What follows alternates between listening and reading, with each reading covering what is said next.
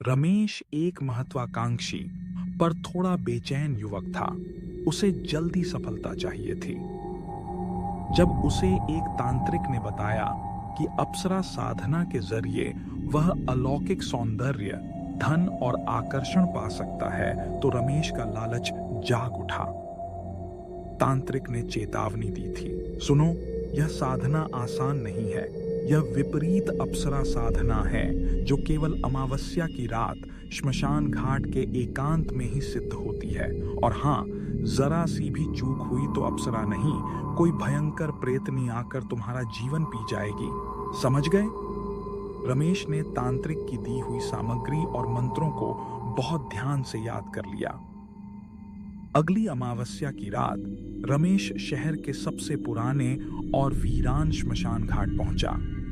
चारों ओर सन्नाटा था, जिसे सिर्फ सूखी लकड़ियों के जलने की धीमी भयावह चरमराहट तोड़ रही थी। ठंडी चिपचिपी हवा में राख और मांस के जलने की गंध तैर रही थी। उसने एक पुराने पीपल के पेड़ के नीचे आसन लगाया। तांत्रिक के निर्देशानुसार उसने चारों ओर एक सुरक्षा घेरा बनाया और साधना शुरू की।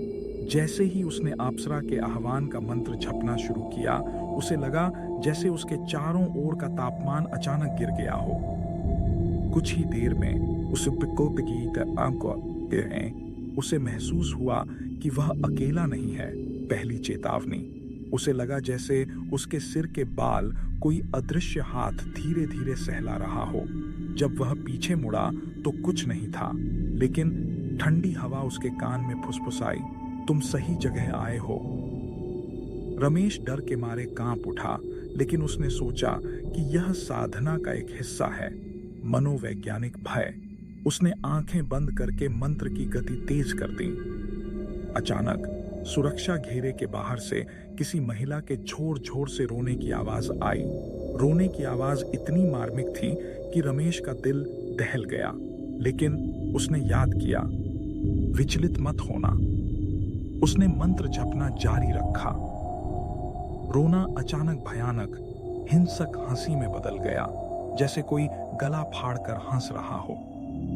रमेश अपनी पूरी ताकत से मंत्र जप रहा था, जब उसे लगा जैसे किसी ने जोर से उसके सीने पर मुक्का मारा हो। उसकी सांस अटक गई और उसकी आंखें खुल गईं। उसने देखा कि सुरक्षा घेरे के ठीक सामने पीपल के पेड़ की जड़ पर एक अलौकिक महिला आकृति खड़ी थी।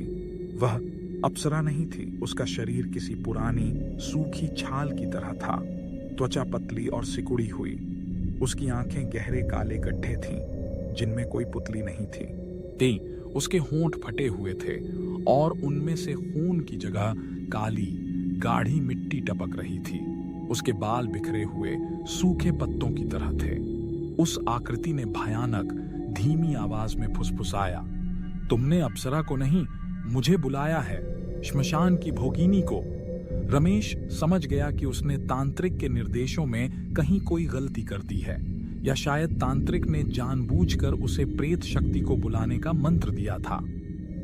भोगिनी ने एक डरावनी खींची हुई मुस्कान दी और अपने लंबी सूखी उंगलियों को सुरक्षा घेरे के अंदर लाने की कोशिश की। रमेश चीखते हुए पीछे हटा। उसने अपनी जान बचाने के लिए वह सब कुछ त्याग दिया जो उसके पास था, माला, आसन और यहां तक कि अपने जूते भी। वह सुरक्षा घेरा तोड़कर पागल की तरह श्मशान घाट से बाहर भागा।